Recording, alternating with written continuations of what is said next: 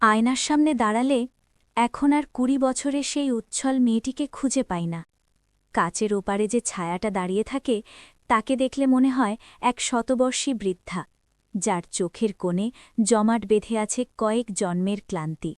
লোকে বলে বয়স বাড়ছে, কিন্তু আমি জানি আমার শরীরের প্রতিটি কোষে এখন শুধু ছাই। যে আগুনে পুড়লে কোনো ধোঁয়া হয় না, কেবল ভেতরটা কয়লা হয়ে যায়। আমি সেই আগুনের নাম দিয়েছি মা। সমাজ বলে মায়ের পায়ের নিচে জান্নাত, কিন্তু আমার জন্য সেই পা দুটো ছিল নরকের প্রবেশদ্বার। আমার এই গল্পটা কোনো সিনেমার চিত্রনাট্য নয়, কোনো কিশোরী মনের রঙিন প্রেমের উপাখ্যানও নয়। এটা এক জঘন্য বিশ্বাসঘাতকতার ইতিহাস, যেখানে ভিলেন ছিল আমার নিজের জন্মদাত্রী। সবকিছু শুরু হয়েছিল আমার বাবার মৃত্যুর পর থেকে। বাবা যখন বেঁচে ছিলেন, আমাদের পৃথিবীটা ছিল রূপকথার মতো। মধ্যবিত্ত হলেও অভাব আমাদের স্পর্শ করতে পারেনি।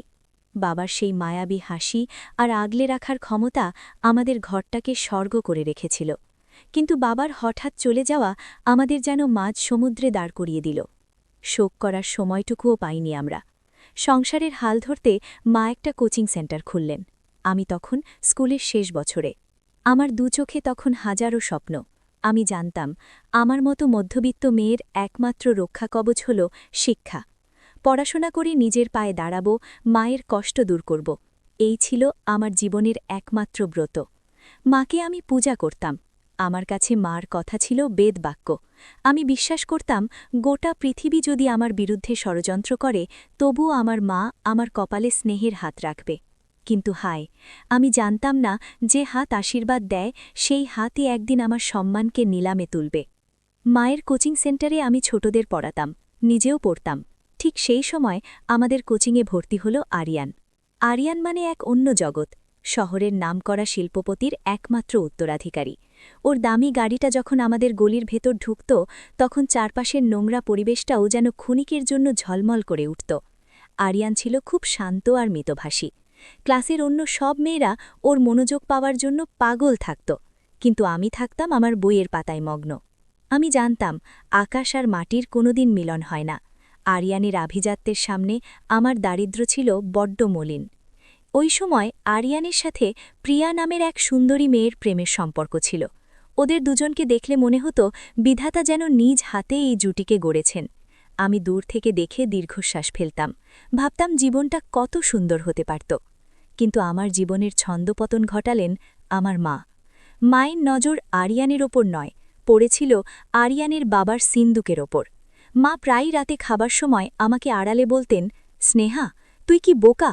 সবাই আরিয়ানের পেছনে ঘুরছে আর তুই একটা সুযোগও নিচ্ছিস না। আমি অবাক হয়ে বলতাম, মা, ও তো প্রিয়াকে ভালোবাসে, আমি কেন মাঝে যাব? তখন মা তার কোমল গলায় বিষ ঢালতেন, আরে পাগলি, ভালোবাসায় পেট ভরে না, দেখছিস না অভাব আমাদের কিভাবে গিলে খাচ্ছে। আরিয়ানকে যদি একবার হাত করতে পারিস, আমাদের ভাগ্য বদলে যাবে, রাজরানীর মতো থাকবি। মায়ের এই কথাগুলো আমাকে রক্তাক্ত করত। আমার মা আমাকে শেখাচ্ছেন অন্য একজনের প্রেমিকের পেছনে ঘুরতে। ছি! আমি চিৎকার করে মানা করতাম, কিন্তু মা দমে যেতেন না। শুরু হলো ইমোশনাল ব্ল্যাকমেইল। বাবার দোহাই দিয়ে নিজের কষ্টের কথা বলে তিনি আমাকে মানসিকভাবে পঙ্গু করে দিতে চাইলেন। এরই মধ্যে একদিন সব ওলটপালট হয়ে গেল। কোচিং শেষে ফেরার পথে আমি আর আরিয়ান হঠাৎ দেখলাম প্রিয়াকে। সে আমাদেরই এক বন্ধু বিক্রমের সাথে অত্যন্ত ঘনিষ্ঠ অবস্থায় দাঁড়িয়ে আছে। আরিয়ানকে যেভাবে প্রিয়া ধোঁকা দিচ্ছিল তা দেখে আমার নিজেরই কান্না পাচ্ছিল। আরিয়ান সেদিন ভেতরে ভেতরে ভেঙে চুরমার হয়ে গিয়েছিল। মা এই সুযোগটাকেই আশীর্বাদ হিসেবে নিলেন। তিনি আমাকে বাধ্য করলেন আরিয়ানের পাশে গিয়ে দাঁড়াতে। আমি মানবিকতার খাতিরেই ওর সাথে কথা বলা শুরু করলাম। ধীরে ধীরে আমাদের বন্ধুত্ব গাঢ় হল। আরিয়ান আমার মাঝে খুঁজে পেল এমন এক আশ্রয় যেখানে কোনো কৃত্রিমতা নেই। ও ভাবত আমি টাকার জন্য ওর কাছে আসিনি। আর ঠিক তখনই আমি সত্যি সত্যি ওর মায়ার জালে জড়িয়ে গেলাম। আমি আরিয়ানকে ভালোবেসে ফেললাম, কিন্তু আমার সেই পবিত্র ভালোবাসাকে মা বানিয়ে দিলেন তার ব্যবসার হাতিয়ার। মা যখন বুঝলেন আরিয়ান আমার প্রেমে অন্ধ, তখন তিনি তার জীবনের সবচেয়ে জঘন্য চালটা চাললেন। একদিন রাতে মা আমাকে আরিয়ানকে একান্তে ডাকার জন্য বললেন। আমি শিউরে উঠেছিলাম। মা আমাকে জবরদস্তি করে সাজালেন, কপারে বড় টিপ আর একটা খোলামেলা লাল নাইটি পরিয়ে দিলেন। আমি কাঁদতে কাঁদতে বললাম, মা, এসব আমি পারব না। তখন মা আমার গালে সজোরে চর বসিয়ে বললেন, সতীপনা করিস না, ওকে আজ রাতে তোর শরীরের নেশায় পাগল করতে হবে, যাতে ও তোকে ছাড়া আর কিচ্ছু না বোঝে। আমি সেদিন মায়ের চোখের দিকে তাকিয়ে ভয় পেয়ে গিয়েছিলাম। সেখানে কোনো মা ছিল না, ছিল এক শিকারী নেকড়ে। আরিয়ান যখন আমাদের ঘরে এলো, ও আমাকে দেখে আবেগ সামলাতে পারল না। আমরা একে অপরকে জড়িয়ে ধরলাম। আমি ভেবেছিলাম এটা আমাদের মিলনের রাত, কিন্তু আমি জানতাম না পাশের ঘরের জানলা গিয়ে বা কোনো এক গোপন কোণ থেকে আমার জন্মদাত্রী মা আমাদের সেই একান্ত মুহূর্তগুলো মোবাইল ফোনে রেকর্ড করছেন। হ্যাঁ, আমার নিজের মা আমাদের ঘনিষ্ঠতার ভিডিও তৈরি করলেন ব্ল্যাকমেইলের জন্য। পরদিন থেকে শুরু হলো মায়ের দ্বিতীয় নাটক। তিনি আরিয়ানকে ডেকে জঘন্য অপমান করলেন, কান্নার অভিনয় করে বললেন যে আরিয়ান আমার সর্বনাশ করেছে। আরিয়ান সরল মনে ক্ষমা চেয়ে বলল সে আমাকে বিয়ে করবে। মা তখন আমাকে নিয়ে আরিয়ানের বাবার অফিসে গেলেন। সেখানে গিয়ে যখন মা বিয়ের প্রস্তাব দিলেন, মিস্টার চৌধুরী আমাদের স্টেটাসের কথা বলে মুখের ওপর না করে দিলেন। ঠিক সেই মুহূর্তে মা তার নোংরা তাসের টেক্কাটা টেবিলের ওপর রাখলেন। তিনি ফোনের স্ক্রিনে সেই ভিডিওটা দেখালেন এবং হুমকি দিলেন যদি আরিয়ান আর আমার বিয়ে না হয় তাহলে এই ভিডিও তিনি ইন্টারনেটে ছেড়ে দেবেন। মিস্টার চৌধুরী ভিডিওটা দেখে ঘৃণায় মুখ ফিরিয়ে নিলেন। তিনি বললেন, ছি, আপনি কেমন মা?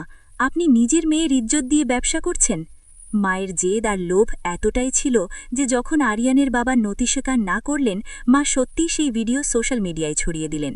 কয়েক ঘণ্টার মধ্যে আমার সারা পৃথিবীটা নরক হয়ে গেল।